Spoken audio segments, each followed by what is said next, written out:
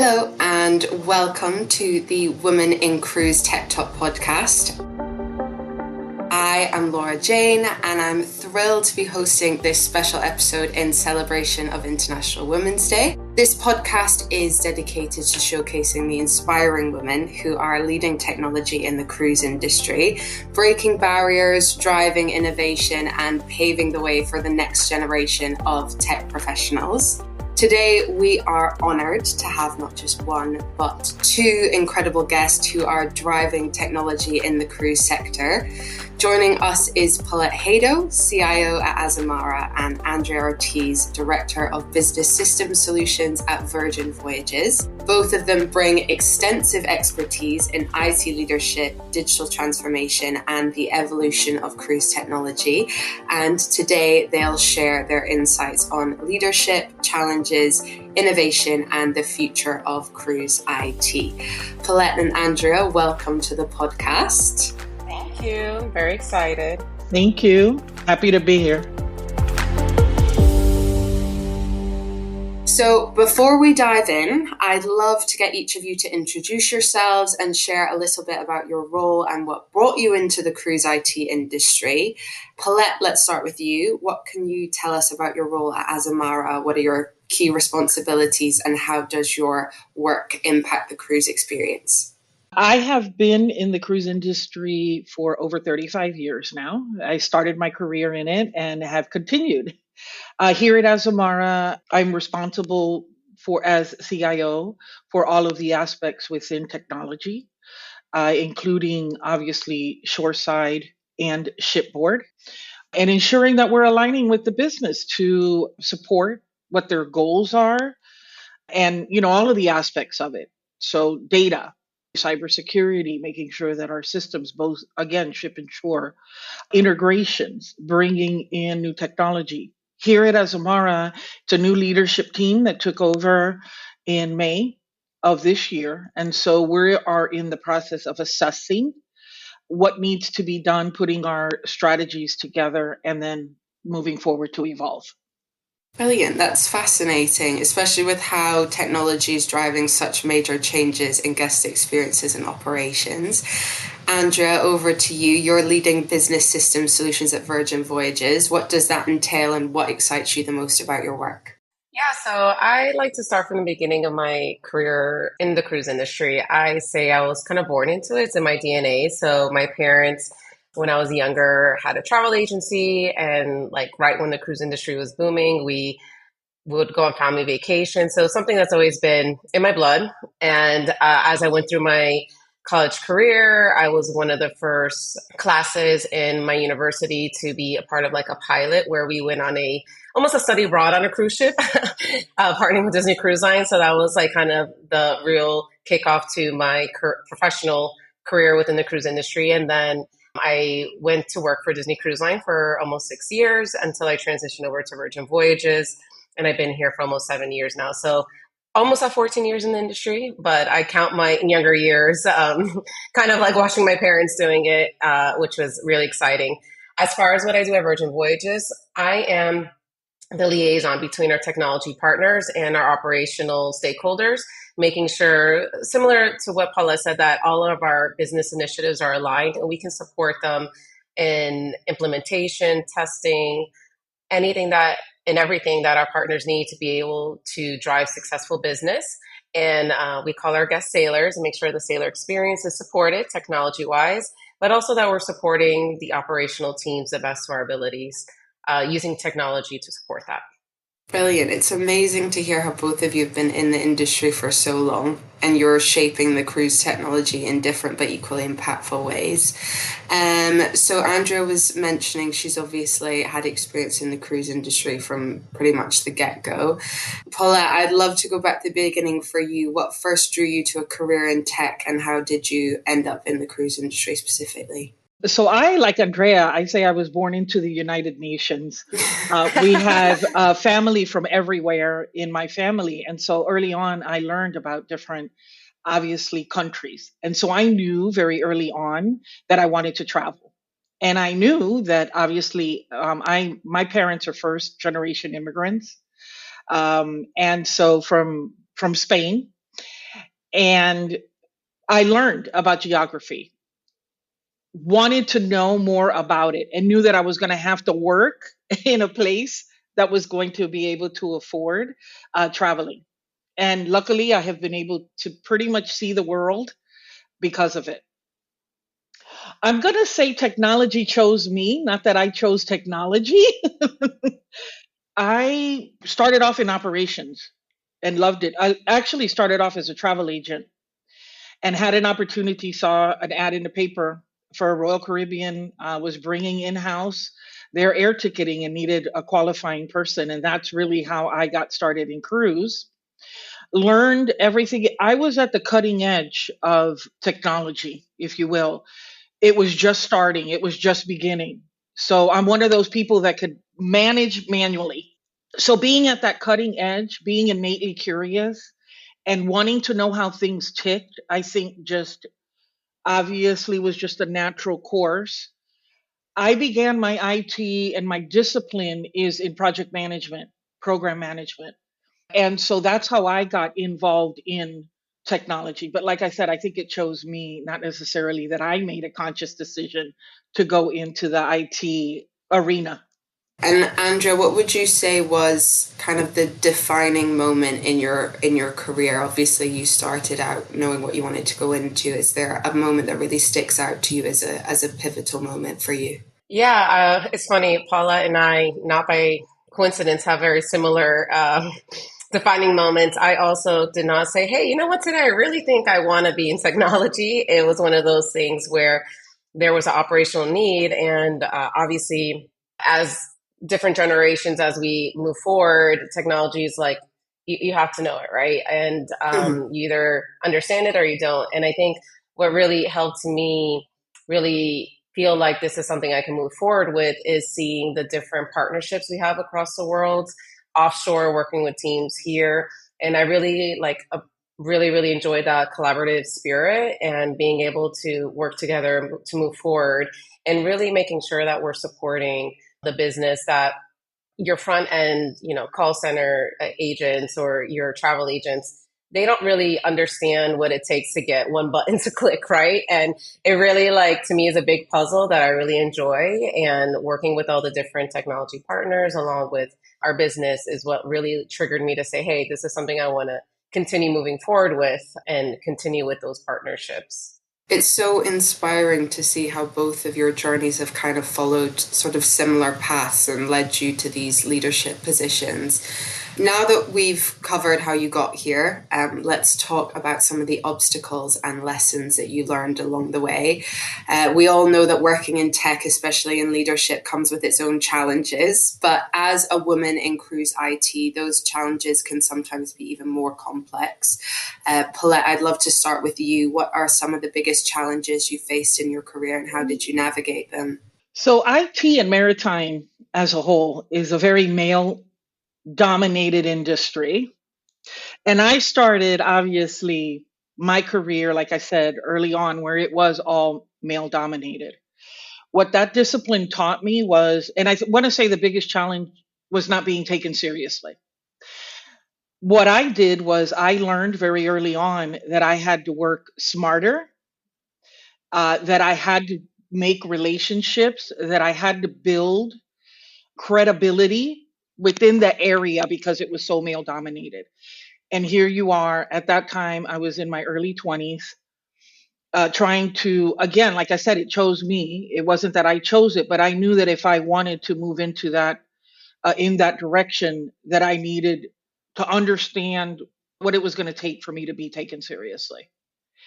And so one of the I think mistakes women make early on, I think it's a much better now, was that women thought that they had to be and act like a man. And I knew early on that was not going to be the case for me. I was fortunate enough that I grew up in a very woman dominated family. And so I saw the way that they, even though that they were not professionals, but I saw how they just challenged on and forged forward in it. And so I got the lessons from that. Networking was very important, asking questions from them to the point where I would say, what is it and how do you need to see this work and information? And I think that moving into project management really gave me that opportunity because I love having the reins of things, bringing people together to make sure that we're working on a common goal in order to be able to meet those goals.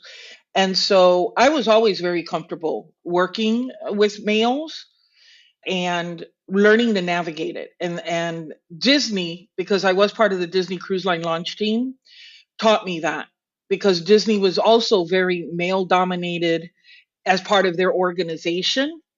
And being a minority female, you had to learn it. And Disney, let me tell you, taught me that probably the biggest learnings I received was there on how to be able to navigate that world. Such an amazing insight and some really valuable takeaways. Andrea, what about you? Have you faced similar challenges? Has your experience been any different? I think my experience is a bit different because in my career growth, I've been really fortunate to be supported by strong female leadership, both at Disney Cruise Line and Virgin Voyages. So I never felt the challenges of not being supported as a woman. It was there, and I think that really molded me to how I operate and manage moving up in my career. I would say the only time I really felt a challenge per se is when sometimes we're traveling or we're working with partners from other parts of the world where in their culture, they still, it's more patriarch than matriarch. And you really have to make the stand and show that you are a part of the leadership team. Sometimes you'll be in meetings and they'll look straight at the only man in the room, even though I might have higher titles. Not that titles matter to me, but it's just one of those things. They're just looking right there. So you really have to just make a stand, make your voice heard, and make sure that the things that you're saying are valuable, that give you the credibility that no matter what your gender is, because we're also moving into a world where genders are fluid. There are many different colors of genders now, right? And which is beautiful, and everyone should be supported. It really should be about what you say, your experience and your expertise, not your gender. But I feel very, very, very fortunate to have grown in a time period in companies where it didn't really feel like it was just a male driven type of industry. I never felt that personally, but again, moving forward, like with other countries and maybe talking with other partners that it's all the male leadership. That's where you really, really have to just stick to your guns. And if you have to say the same thing 3 times for them to get it, then you have to say it 3 times. But I think it's also really important, these challenges, to have a good support system. Also been very fortunate that I have very strong peers that are male that will defer to me. And that's really important that you make that network so they other people see that if they're not within that kind of like internal dialogue, that you are here for a reason. Definitely. I think that's such a great point. Obviously, in this industry, we're working internationally across different cultures, and that definitely brings a different aspect to the conversation where maybe when you're traveling, you're not getting the same experience that you're necessarily having at home. Now, let's talk about leadership. Both of you are leading IT initiatives at major cruise lines. What advice would you give to women aspiring to step into leadership roles in tech? So I'm going to allude to what I was saying previous. So you need to develop both your technical and strategic thinking skills. You have to stay informed with emerging technology. So that's where I go back to, that's where you have to be innately curious. I've always been a person that gets bored very easily, and I always want to challenge myself, which is a double-edged sword, I will tell you. Because you're always looking for that next thing or that next challenge and trying to stay with what is happening. And in today's world, technology changes so quickly that it is difficult. So making sure that you have a way of being able to do that, whether it's you assign a team to research and development and staying up on that, but you yourself, right, that can inform you, but you yourself have to be able to do that. I think understanding how IT integrates with business objectives. I will say that I think what made me successful in my career is having that operational understanding and from in different businesses.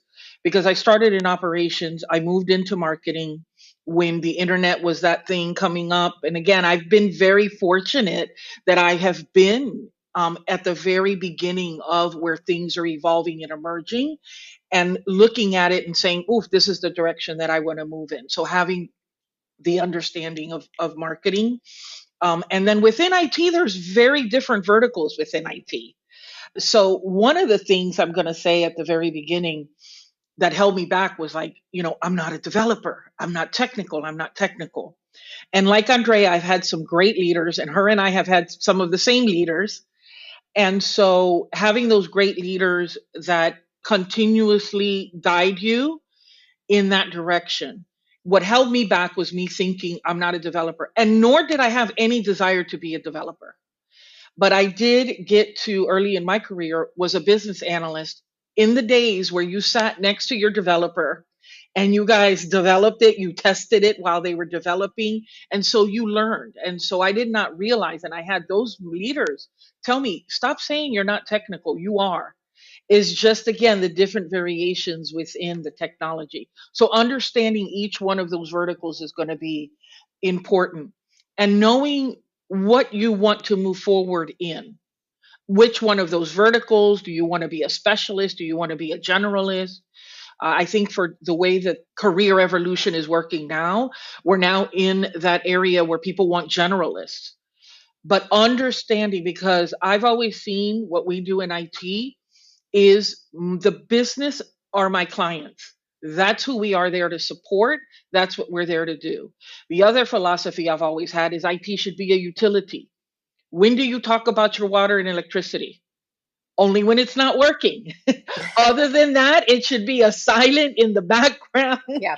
Mm-hmm. working the way it needs to work. So I think it's pivotal for people to understand how the business work, why things are so important, living the day in the life of, so you can actually feel and live their challenges, because I think that makes you more empathetic and more understanding to what you need to do in order to support and continue to move. Also building that relationship of, I've also seen IT as a consultant too. So if the business is having challenges, I always say, tell me the what, why, and when. We'll come up with the how together. System agnostic, because I think people get very pigeonholed into this is the solution and not necessarily. So being able to step back and taking the time to look at that. Building strong networks, I think we already spoke about. Mentorship, I think, is equally as important. I didn't have mentors until late in my career. It wasn't really a thing when I was, in my 20s and 30s, in those years. And so I say I was fortunate enough to have both male and female. Again, I go back to what Andrea is saying. I think gender should be secondary. I don't think we should call that out. I think that people should be, again, skilled, learn what you need to learn how to navigate it, because it does exist. We're not going to sit here and say that it doesn't. It does. Stand your ground, like Andrea said, but you have to build that credibility. And that starts with that networking, making sure that you are meeting the expectations that they have for you, that you're constantly building results. And that's how you build that and how you get there. I also think confidence. Confidence is key. So when you go into a room, I tell everyone on my team, but specifically my females, you have a voice at that table. I don't care if you're the only female there. You sit at that table, you express your views. There are no stupid questions and there are no stupid ideas. They just may not be ready at that particular moment in time. And so you have to be confident. You have to build that within yourself to know, you know what, hey, everybody was not born with all this information. They've had to be learned. And so make sure that you lend a helping hand as well to those that are coming up, and make sure you're there for them. And I think that's part of that confidence that, oh, you know what, I will share whatever it is I know with whomever wants to learn it and know it, and not hold that back, because your secret sauce, no one's going to take that away from you. And sometimes I think people think that that's a security away. Well, if I don't, know it and not share it, I think that does the complete opposite. So being confident in that, and knowing that what you have to say, even if it's something that someone else knows or has experienced, you should not hold back from asking or stating your opinion. That's such a great takeaway, especially what you mentioned about confidence and adaptability. I think this industry, having that innate curiosity and adaptability is so important. Andrea, what are your thoughts? What's helped you grow as a leader? Yeah, and agree with everything Paulette says. But on top of that, I want to go back to the statement she said about going into the room and having to talk like the man. I don't think we need to talk like a man. The reason that we're successful is because we don't. we naturally are inclined to ask more, so some of the details, ask more collaborative questions that eventually make us more successful. So what I would tell some of my younger women that are coming in the industry, and it's really relevant to me right now because I have some really young women on my team right now that I took straight out of college, like, very focused on technology, but they need to work on the professional skills, right? So first thing I tell them is be brave, go with your gut. You know it, it's in your head. You just have to make sure that your heart is following, right? So be brave, go with your gut. If you maybe misspoke, you come back and follow up, right? This is how we learn. We learn by failure and by mistakes. But the most important part of that is overcoming it and following up and making sure it's acknowledged and shared for the future, right? Then the other, I think, important thing with leadership growth, especially in this industry and technology, is the devil is in the details. Sometimes we do overlook that. And I've seen many times where something would go into production and that one little detail that overlooked brings down the whole, implementation. We have to roll back. And a lot of times when this happened too, I've had younger team members of mine, female team members, say, "Oh, I kind of saw that, but I wasn't sure what to say." Say it. Don't be afraid. Just say it, But it goes with that confidence. But they can only grow confidence by the community around them, right? So working on that.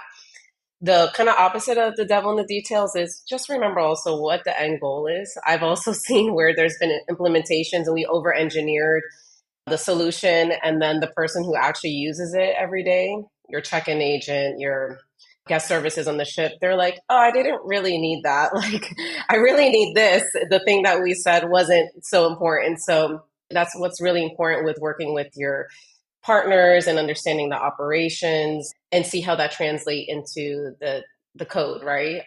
For your technology partners.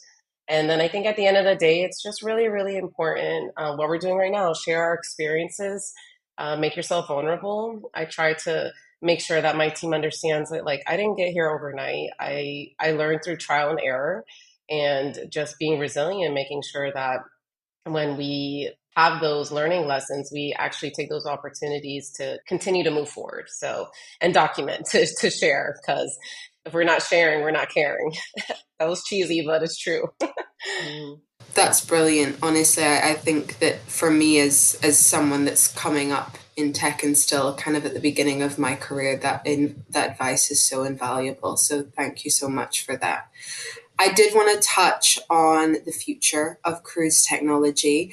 Obviously, we've mentioned the cruise industry is constantly evolving, technology is constantly evolving. What are some of the most exciting innovations that you guys are seeing in cruise IT at the moment? So I think it's innovative, but it's also controversial. You'll hear a lot about AI and data. Yeah. And I have very strong opinions on it. It's a great tool like any other tool, but any other tool is only as good as what's being fed to it. And I see a lot now in the industry where it's being sold as the end all be all without the full understanding that there is a lot of work that has to be put in behind the scenes to make it work. So again, anything that involves automation involves a lot of lead time to get to that point of the automation. So to me, that's one of the big trends that are going on. Aside from that, I've seen even in my generation, now I'm feeling like I'm behind the times is, the social media.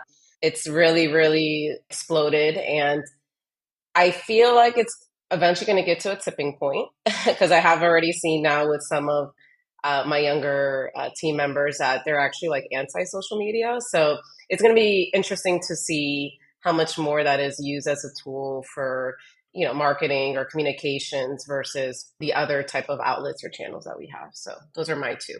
Perfect. And Paulette, what about you? What are you keeping your eye on? I agree with Andrea. Obviously, one of the biggest emergent technologies is AI. I think there is a place for it. We have a few things that are already we are piloting, but it's not everything, and it won't solve everything. And so I think people have to be very careful and do their research, attend webinars, join up with the leaders in the industry that are looking at it. But you have to really do your due diligence, because I think that's the biggest thing that people are pushing now, that everybody is trying to get into. But you have to be very careful and judicious on what it is that you're going to and how you're going to implement. I think another one we touched upon. So I see that things are moving towards obviously user centric. Everything is based on that customer journey. Everything that we're doing has to lead up to making it smoother and better for our guests, if you will. For those in products, I think data driven decision making is a must. There is so much data and there's so many metrics out there. Ensuring that you've got a really good strategy for that, because the decisions that you make and the things that you're looking and your strategies that you're putting together should be based on that, so they're not subjective. That you can try to be as objective as you can with what changes and where you're actually going to be spending your money, right? So the company in investing in what needs to be invested in and making sure that you're looking at the right things. I also think having and diverse, because I want to say the cruise industry in general was probably one of those first industries that was very diverse, whether it was gender diversity or just cultural diversity. Because obviously, when you look at the shipboard, you've got so many different cultures and things that you need to know and understand how to deal with and manage.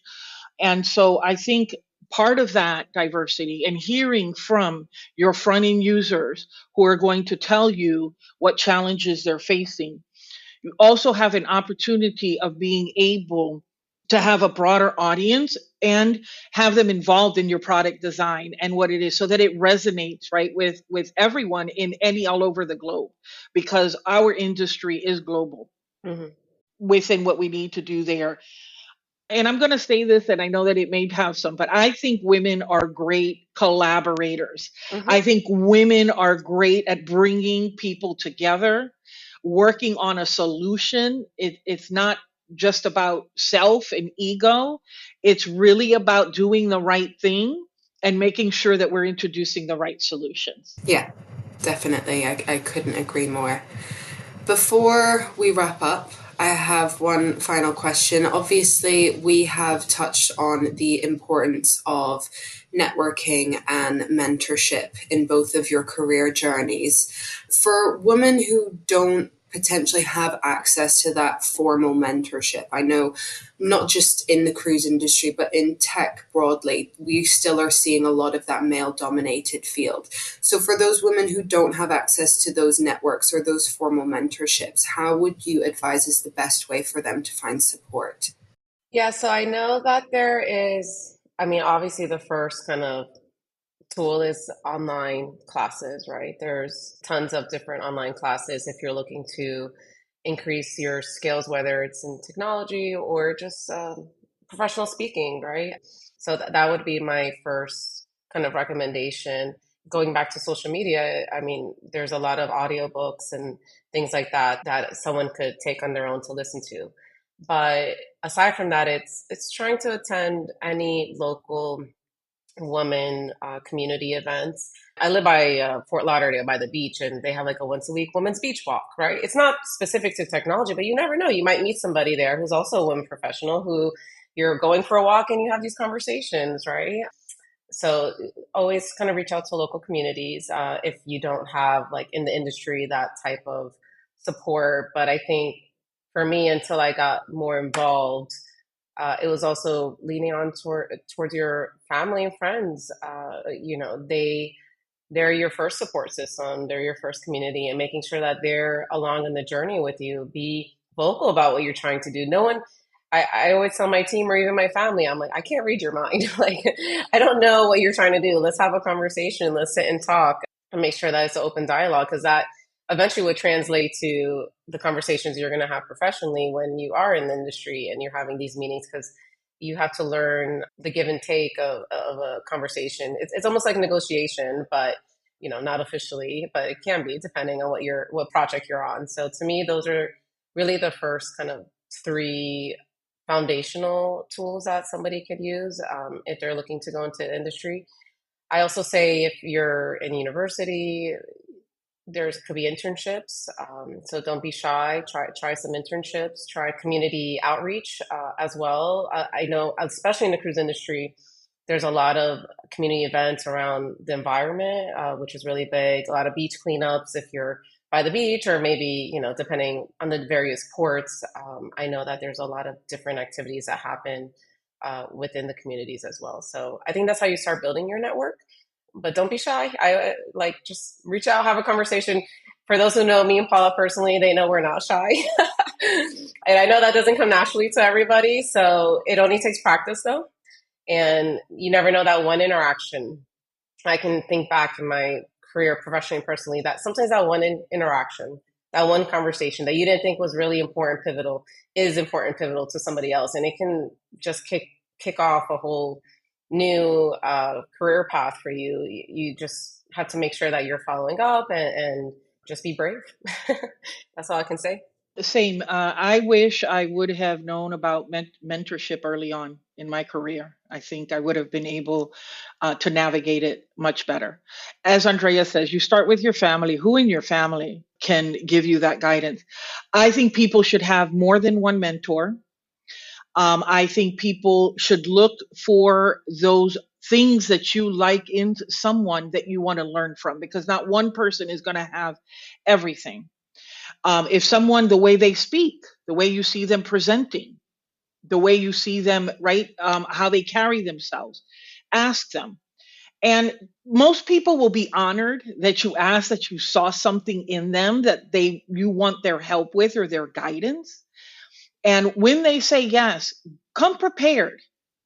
What is it that you want? What are the challenges you're facing? What is it? Make use of that time, because I will say they probably won't have a whole lot of time they can dedicate to it, but you probably need 15 or 30 minutes, every 2 weeks or a month, depending on how many you're going to have and what is it that when you're younger in it, you're going to need more of that guidance. Part of it is going to be what you need to learn in that profession. But as Andrea said, most of it is general. Most of it is going to be that emotional intelligence. Mm-hmm. How do you communicate? How do you make sure you get that information? How do you show up and get people to notice you? Because I will say in today's industry, it's a collaborative of leaders that actually see something in someone and say, that person, and they're only going to want to dedicate and give of their time to someone that they see those traits in. So as Andrea says, if you're shy and you're that person that doesn't really want to ask, you need to work on getting over that. I think also there's so much online that you can follow, some great leaders out there, and women that are in CIO roles, women that are in CEO roles, women that are taking on larger industries that are on YouTube. Hear them, because most of them do share how they came about. You have to ask. Listen, I always tell people, I will ask anything. You have the right to say no, and if you say no, then I start right back where I went. But don't be discouraged by that. There may be someone that you ask and they just don't have that time right now. They're mentoring already, maybe 5 or 6 people, and don't get discouraged by that. Go to someone else. I also think there's a lot of leadership coaching, professional leadership coaching out there. I have benefited from that. That I think is when you're more in your career and you can afford, depending on what your trajectory is and where you want to move into, because that is very, very helpful. They do assessments. You can probably find some of those assessments free online as well, on where and what area you need to develop in order to move forward. And understand, if you're looking at that forward trajectory, understand what are those pillars. I had a leader of mine that told me there's about 7 to 10 pillars that leaders look for. And are you addressing all of them? And how are you going about it so that you're prepared and you're ready when there is an opportunity, because there's not always an opportunity.